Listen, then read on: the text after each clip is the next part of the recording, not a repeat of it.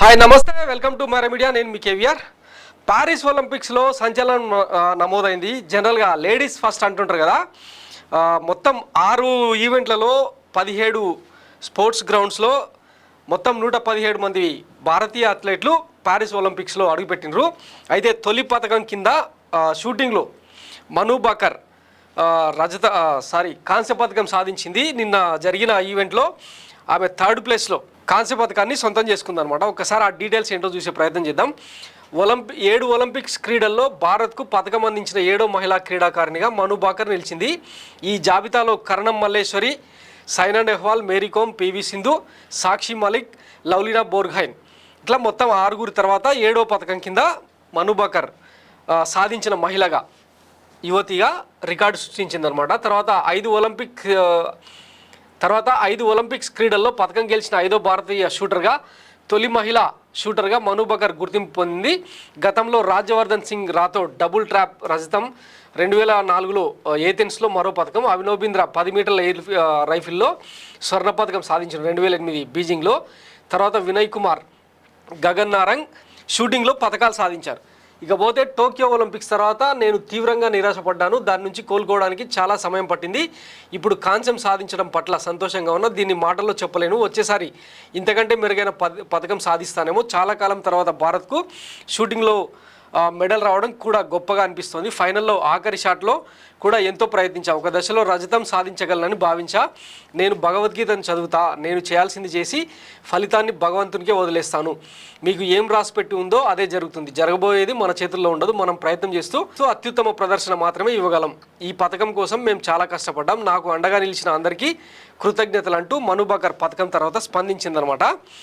ఇకపోతే గత 2 ఒలింపిక్స్ క్రీడల్లో మూగబోయిన భారతీయ తుపాకీ పారిస్లో మాత్రం గర్జించింది. 3 ఏళ్ల క్రితం టోక్యో ఒలింపిక్స్లో భారీ అంచనాలతో బరిలోకి దిగి కనీసం ఫైనల్కి చేరుకోకుండానే వెనుదిరిగిన మను బాకర్ పారిస్లో మాత్రం చిరస్మరణీయమైన ప్రదర్శనతో దేశం మొత్తాన్ని మురిపించింది. చెక్కు చెదరని ఏకాగ్రతతో గురి తప్పని లక్ష్యంతో ఒక్కో బుల్లెట్ను 10 మీటర్ల ముందున్న వృత్తంలోకి పంపిస్తూ 3వ స్థానాన్ని సంపాదించింది. కాంస్య పథకాన్ని సొంతం చేసుకుంది. ఈ క్రమంలో మను కొత్త చరిత్రను లిఖించింది. ఒలింపిక్స్ క్రీడల్లో పథకం నెగ్గిన తొలి భారతీయ మహిళా షూటర్గా ఈ హర్యానా అమ్మాయి గుర్తింపు పొందింది. సో మనుసంతా పథకమే. ఒలింపిక్స్లో పడిలేచిన తరంగం మను బాకర్. జూలై 25, 2021 టోక్యో ఫైనల్స్ కూడా అర్హత సాధించకుండా తీవ్ర నిరాశ, పనిచేయని తుపాకీతో వేదనతో నిష్క్రమించిన రోజు. తర్వాత నిన్న జూలై 28, 2024 ప్యారిస్ ఫైనల్స్లో సత్తా చాటి ఒలింపిక్స్ కాంస్యం గెలుచుకున్న క్షణం, గర్జించిన తుపాకీని గొప్పగా ప్రదర్శించిన రోజు. అవే ఒలింపిక్స్ క్రీడలు, అదే 10 మీటర్ల ఎయిర్ రైఫిల్ ఈవెంట్, అదే ప్లేయర్, కానీ తుది ఫలితం మాత్రం భిన్నం. కానీ ఈ 3 సంవత్సరాల 3 రోజుల వ్యవధి ఒక ఛాంపియన్ ప్లేయర్ కెరీర్లో ఎన్నో మార్పులు తీసుకొచ్చింది. ఓటముల నుంచి పాఠాలు నేర్చుకుని గెలుపు వైపు ఎలా సాగాలో చూపించింది. 22 ఏళ్ల వయసులో మను బాకర్ ఇప్పుడు ఒలింపిక్ పథక విజేతగా తానేంటో నిరూపించుకుంది. గత ఒలింపిక్స్ చేదు జ్ఞాపకాలను చెరిపేస్తూ సగర్వంగా నిలిచింది. సో ఇదే అనమాట. జనరల్గా ఒలింపిక్స్ అంటేనే సెకండ్స్ అండ్ 0.11% తేడాతో ఫలితాలు మారుతూ ఉంటాయన్నమాట. సో నిన్న కేవలం 1 పాయింట్ తేడాతో, అంటే 0.1 పాయింట్తోనే ఆమె రజతం కోల్పోయింది.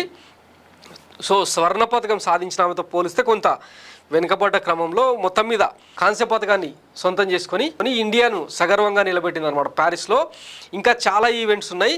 రాబోయే రోజుల్లో ఇంకెన్ని పథకాలు, మొత్తం మీద ఆగస్టు 11 నాటికి ఈ ఒలింపిక్స్ 17 రోజుల క్రీడా సంబరం ముగుస్తుంది. అప్పటి వరకు ఎన్ని పథకాలు వస్తాయన్నది చూడాలి.